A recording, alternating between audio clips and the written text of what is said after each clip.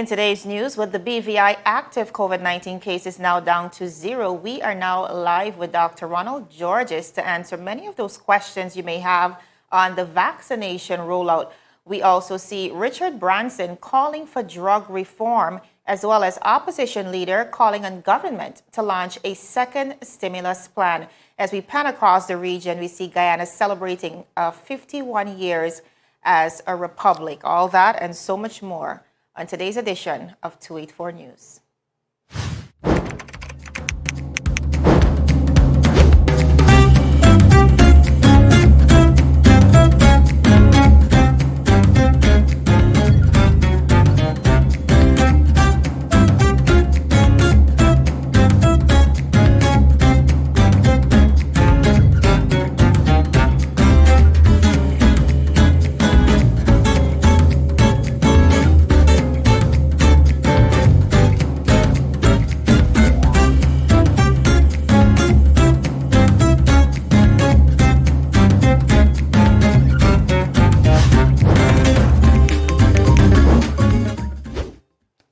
Viewers, good evening and welcome to today's edition of 284 News. It is Tuesday, February 23rd. My name is Javon Wilson and I'm so happy that you can join us. Now, topping our headlines today, we see the BVI active cases coming down to 0. Quite an achievement for us as a territory. So today we are so honored to be joined by Chief Medical Officer Dr. Ronald Georges to get into some of those pressing questions about the vaccination rollout.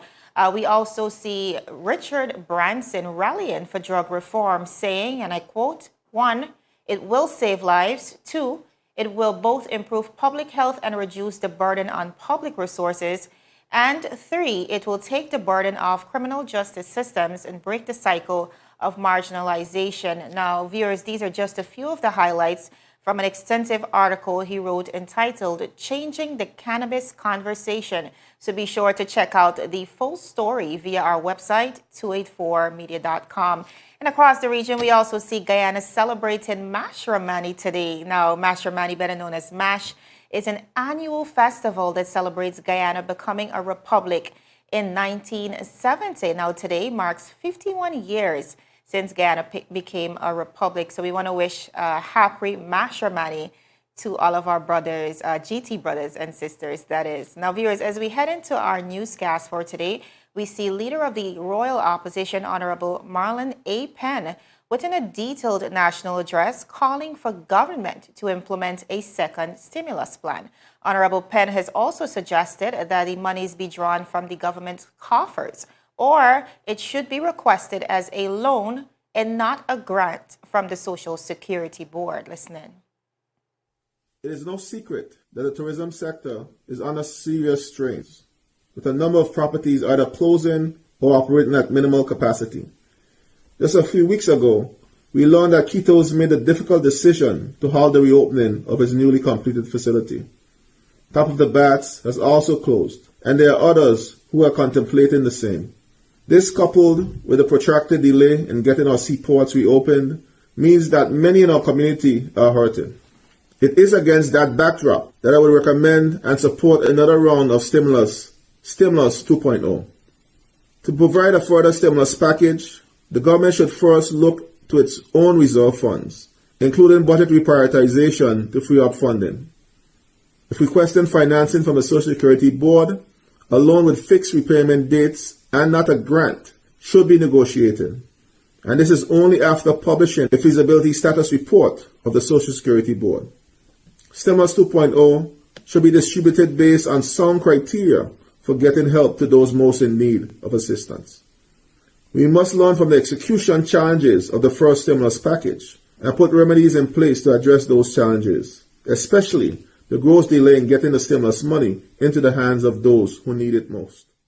Now, viewers, that was just a snippet from a 20-minute plus national address audio that was sent out by the Leader of the Opposition, really condemning the way government has been handling business within this pandemic. Now, the Premier Foy-led government implemented the phase 2 of the economic response plan back in May of 2020 to the tune of $62.9 million. The majority of that funding came from the Social Security Board in the form of a grant to assist the unemployed, the underemployed, as well as many businesses who found themselves in financial turmoil as a result of COVID-19. To date, some of those approved applicants are yet to receive their stimulus checks. As we move on, newly chartered Rotary Club of Central Tortola today made a significant contribution of groceries to the Family Support Network. The ceremony, hosted by the Tortola Auto Group showroom, just was a reflection of a combined effort, and this is according to the vice president of the club, Gordon French, who said it was completely made possible by the dedicated members of the club, the Royal Virgin Islands Police Force, as well as corporate BVI, who supported the food drive without hesitation. Now present was Ms. Deidre Massacott Rivera, the administrative assistant, as well as the domestic brothers advocate at the Family Support Network, who said that this was a timely donation as the pantry remained practically empty as of last Thursday. Listen in. Hello viewers, we are here at the official handing over ceremony by the Rotary Central Club of Tortola to the Family Support Network, organization that continues to lend support to families in need in our community. I'm here with one of the representatives. I'll allow her to go ahead and introduce herself. Okay. My name is Deidre Massacott Rivera. I'm the administrative assistant / domestic brothers advocate at the Family Support Network. Excellent. Now, I know just a few minutes ago you mentioned the fact that just last Thursday, the pantry at FSN that so many families depend on, it was essentially empty, and how grateful you are for such a significant contribution from the Rotary Central Club of Tortola. Just speak to us about that situation. How bad has it been, especially since the launch of this pandemic? Okay. Since the pandemic has begun, we've seen a extremely huge increase in amount of clients. They have come requesting food assistance. So right now, food goes very fastly. We try to order every week to keep the supplies up, but as of Thursday, our supplies have run low. We've been turning back clients because right now there's no food in the pantry to assist them with. So we've asked them to come back this week in hopes that we have food to assist them this week.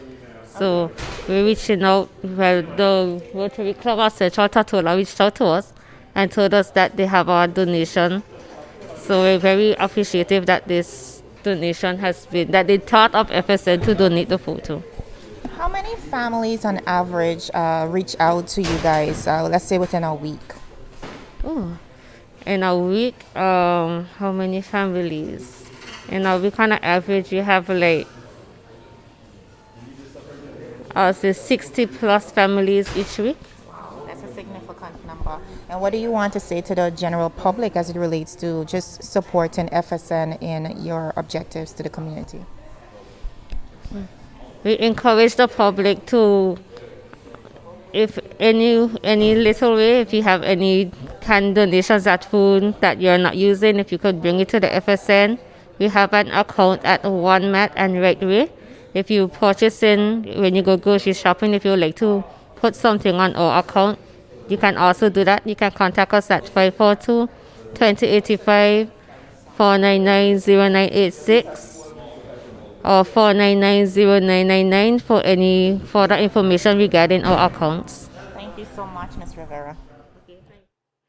Viewers, we also caught up with the president of the Rotary Club of Central Tortola, who not only spoke to today's contribution, but also the overall objectives of the new club. Listening.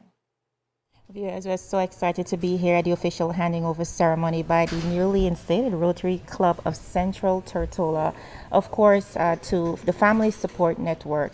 Now, I am here with the new president of the club. I'll allow her to go ahead and introduce herself. Hi, everybody. I'm Nelsia Saint-Jean, president of the Rotary Club of Central Tortola. All right, so clearly this is a new arm. Just tell us a little bit about some of the objectives and what you intend to do going forward in the community as it relates to the Rotary family. Well, as you know, Rotary is a service organization, and as I indicated earlier, our goal is really to assist our community and the wider community look whether it's in the Caribbean or internationally where need arise that we can assist. As you know, we are a new club, and so we have to start a little smaller than the older clubs. But one of the initiatives, which is the FSN drive, which can be done, which we've undertaken and decided that we will be doing that continuously throughout the year, because we know it's something that is needed desperately, not just because of COVID, but it's always been an issue. And with FSN saying that they need food.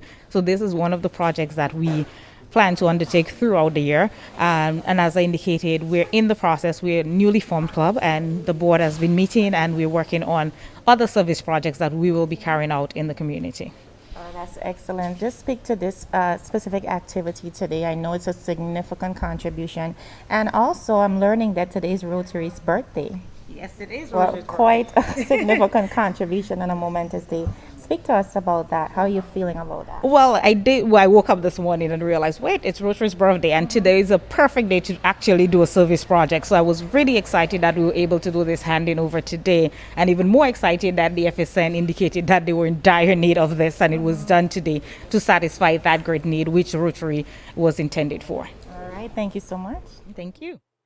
Now, unconventionally, we see the club meeting twice per month. Membership Chair Sean Mohammed believes that this flexibility is an encouraging factor for persons wishing to commit to the community in a significant way. Now, viewers, still ahead of the break, we are live with Dr. Ronald Georges, someone who could definitely get into those questions you've been asking us via our Facebook pages and so on, and all across social media. We also see Governor Rankins making a pledge to up resources in an effort to tackle the recent rise in crime in our territory. All that and so much more when 284 News returns.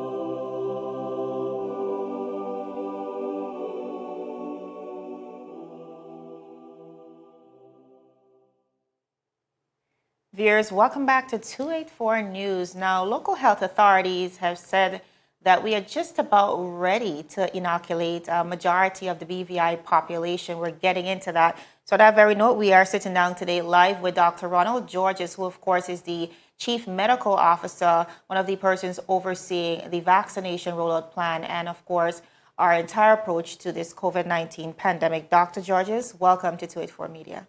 Hi, Jovan. Thanks for having me here. Really glad to be here this afternoon. Excellent. Now, firstly, just allow me to say congratulations to you and your entire team, your extended team, that is, as it relates to your efforts so far on protecting the residents of the BVI. I know some of the measures were not necessarily always well received, but we do know that you have our protection and our safety at heart. And especially now that we're down to 0 cases, how are you feeling about your efforts so far? Right, so Jovan, thanks for that. Yeah, it's a good time. You know, the territory has made a lot of sacrifices to be in this place. When we compare the British Virgin Islands with the other territories in the Caribbean region, we see that obviously, you know, our situation is a little better. That's not to say that we're completely out of the woods. We have to be vigilant and keep our guard up and keep doing what we're doing right now. Excellent. Now, just about 3 weeks ago, the vaccines arrived in the territory, and we've seen a good amount of those being administered throughout the territory. From your estimation, how many of those vaccines have been used so far? Right, so as of yesterday, the number is 1,493. We did as much as 500 yesterday. I'm expecting a similar amount today. So we're definitely expecting the uptake and the delivery of the vaccine to speed up as time goes by. We're looking at, the teams from the BVI Health Services Authority and the management, they are working really hard, collaborating with us to make sure that the vaccine gets out. And we're seeing this week basically the benefits of those efforts. Now, initially, we did hear that as a part of phase one, the criteria, that first group would be our healthcare workers, frontline workers, and I believe vulnerable people. Those were supposed to be given first preference. However, just last week, I'm sure you know, just last week, there was a long line, a huge crowd in Paramtong. Many persons were saying they were given permission to come by at the clinic for a vaccine. Is that true? Would you be able to say if that is true, and who would have given that directive, if any? Right. So, we are trying to go along with the phased approach. And just as you rightfully mentioned, healthcare workers and frontline workers were first. Now we moved on to the elderly and those with chronic conditions. Then it will be essential workers. Then after that would be young adults, and then everybody else. But yeah, at that time, I think a message went out. This kind of went viral. And folks started inviting their friends. And, all of a sudden, there was a big, long line outside the clinic. And public health nurses will do what public health nurses will do. I mean, essentially, they're not going to let an opportunity to vaccinate people go by. So they obviously did vaccinate some persons who perhaps would not have been registered and would not have been in the queue. I mean, that's not necessarily a bad thing. It's not what we would have liked to happen. But at the end of the day, we are getting needles into arms. And that's what counts. Aren't you worried that in the first instance, the person who would need the vaccine, who are on the front lines, essentially more at risk of us running out of vaccines, based on the essence that we just were able to secure 8,000 doses? Right. So in terms of the 8,000 doses, so the UK did advance us 8,000 doses. Pretty soon next month, either the first or second week next month, we expect additional doses to arrive. There was always that commitment from the UK that they would support us. So even though we know a bird in the hand is worth more than two in the bush, but we do have commitment that by the middle of next month, we'll be getting additional doses. So we're not really that concerned about running out of doses at this point in time. I think our concern more is getting the uptake up and getting more needles into arms and getting more vaccines out into the community. Understood. Now, recently, I know the registration portal was taken down. What about the persons who applied via the portal? Are those persons being contacted for possible appointments? Yes, so definitely. The registration portal is being updated. So the new portal will have a lot more features than the old portal did. The old portal is basically just collecting some information. This one will have a lot more functionality. So that's currently being updated. We have in the region of about 1,500 people who had registered before. And those people are being contacted, they're being encouraged to come to the vaccination sites. And we'd like to get as many of them vaccinated before the new portal comes on stream. Okay. Now, we have secured the AstraZeneca brand, of course, which comparatively has a lower efficacy as it relates to Pfizer and Moderna, which were the other two approved vaccine brands. Now, being that I think we have a relatively small population, Dr. Georges, is it possible, do you think we can afford to purchase or even demand that a more effective vaccine is used? Because even at $30 per doses, I think for the first 2 doses of Moderna and Pfizer, I think that would just amount to just about a few $1 million for a population of our size. What are your thoughts on that? Yeah, so what we have to understand is, these vaccines are not available down the road at the grocery. There's quite a complicated regulatory process, quite a complicated process in getting access to these vaccines. So in terms of the Pfizer and the Moderna vaccine, both of those require very cold temperatures for storage, very cold temperatures for transportation. They also have very specific conditions for delivery of the vaccine, making it very difficult to deliver in certain scenarios.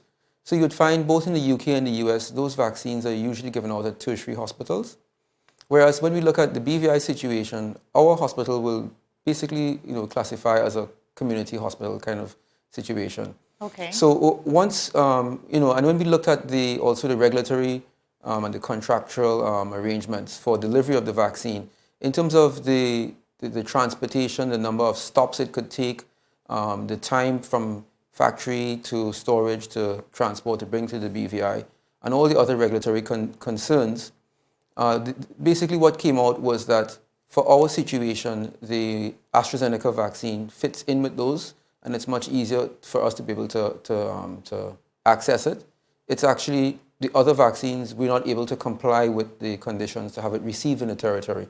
And then once received in the territory, we don't have the conditions to be able to store and transport and also to administer. Something as simple as dry ice is required, and there's no dry ice manufacturer or availability of dry ice in the territory. So there are a number of other reasons why, and at the end of the day, it's the AstraZeneca's vaccine is what we have got. In terms of the efficacy, I wouldn't go so far to say that it's actually a problem, because the thing is, once we have sufficient of our population vaccinated, we have that whole concept of herd immunity, where those who are vaccinated begin to protect those who or choose not to be vaccinated. Okay. Yeah, I mean, the other issue as well is that with all of these vaccines, in terms of severe disease, hospitalization, death, all the vaccines are very efficacious, or they basically take those things off the table. So when we look at the efficacy of 70 and 90%, what we're looking at is more in terms of mild disease. So in the greater scheme of things, vaccination is good. It's going to help in terms of eliminating the severe issues surrounding with COVID. And it's going to take COVID from being a severe disease, which is very impactful on the society, on the economy, etc., to being something of much less importance. So from that aspect, there's no problem with us having and using the AstraZeneca vaccine here in the BVI. Excellent. Now, Dr. Georges, we know both the Pfizer and Moderna vaccines were approved by the U.S., but not AstraZeneca, at least not as yet. Now, with that said, if, let's say, for instance, I needed to travel to the United States, but I got an AstraZeneca shot, is it possible for me to take another vaccine regimen as it relates to maybe Pfizer or Moderna? Can those vaccines be mixed? Just so, because I know the U.S. is now requiring, or at least at some point will be requiring the vaccine before entry. Is it possible for us to mix vaccines? Right, so there's no evidence to support that at this point in time. So that in terms of if you start one vaccine regimen to continue with another, there's no evidence to show that is going to be successful in you developing immunity, or what that immunity is going to look like, or even whether it's safe. So at present, persons are encouraged, whichever vaccine you start with, that's the one you should finish with. And this is something that we've brought up at the governor's office, because in the UK itself, I think it's similar, close to 19 million doses have already been given, and the UK plans to give out, or at least they have purchased 100 million doses of AstraZeneca. So this is something that's obviously the UK is going to have to discuss with the US territories and come to some kind of agreement. But that being said, as you rightfully did say, at some point in time, the AstraZeneca vaccine is going to be approved in the US territories. What do you think will happen if the U.S. never really recognizes the AstraZeneca vaccine as valid? Yeah, so that would be something that obviously the UK will have to have a discussion with the US. I mean, this in terms of regulatory issues, something as simple as paracetamol, which we know is safe and efficacious. It's used all over the Caribbean, all over Europe. That's not necessarily approved by the FDA, and it's not available in the US. They use acetaminophen and Tylenol and other similar drugs. Okay. So that issue is something I doubt it's going to be a long-term thing, but if it is, that is something that the UK government would have to address directly with the US government. I don't see the US in the long run, looking and saying, well, you have to be vaccinated by just the ones that we have approved or the ones that we give. I mean, I don't think that's going to be a sustainable approach in the long run. Excellent. Now, we're hearing that we're just about ready to move forward with inoculating our local population. What does that mean? And what steps are we taking to ensure that this happens? Right. So right now, the BVI Health Services Authority is at the forefront of that effort. And their staff are the ones who are vaccinating people through not just the community clinics, but also some community locations. So that's going to step up. As we move on, we're also going to involve the private sector. So we're putting the final touches on a memorandum of understanding between the ministry and the private sector. So we'll be bringing them on board as well. With that memorandum of understanding, we're expecting that there'll be no charge. So they won't be allowed to charge persons for vaccination. they won't be allowed to charge for the vaccine, and they won't be allowed to charge NHI. So essentially what we want to do here is ensure that there are as many opportunities or avenues open for persons to become vaccinated, and the barrier of prices is completely removed. Excellent. Now, as we begin to wrap up, just 2 days ago, the United Kingdom announcing that by July 31st, their entire population will be vaccinated.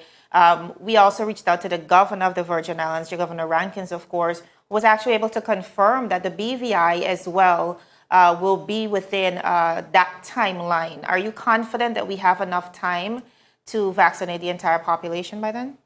Yeah, so I think that's about 5 months' time. I think that's quite a bit of time. Obviously, we would expect as we open up more sites and we get other players on board with the rollout of the vaccination, the numbers that we do per day would increase. So it would be our hope to at least offer it to as many people as possible, and also to encourage uptake. All right, Dr. Ronald Georges, I think you said quite a mouthful. Thank you so much for always keeping us well updated as it relates to the vaccination rollout. And of course, all things COVID-19 related as we forge forward within this pandemic. Thank you. No problem. All right, viewers, we're going to head to a very, very quick commercial break. But when we come back, we're getting into Governor Rankins, who is now focused on tackling the recent rise in crime in the territory. All that and more when 284 News returns.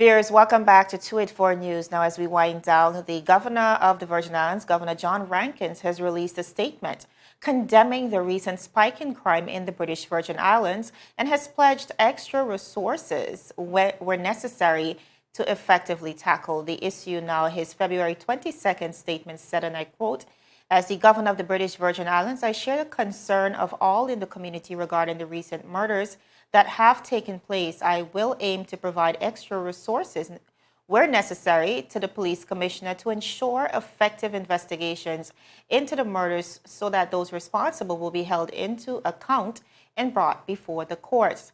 The governor also said that he has pragmatically increased police presence in the community. He said, and I quote, "At the same time, I have agreed with Police Commissioner that the Royal Virgin Islands Police Force officers will be further deployed in tackling organized crimes and drugs on these islands.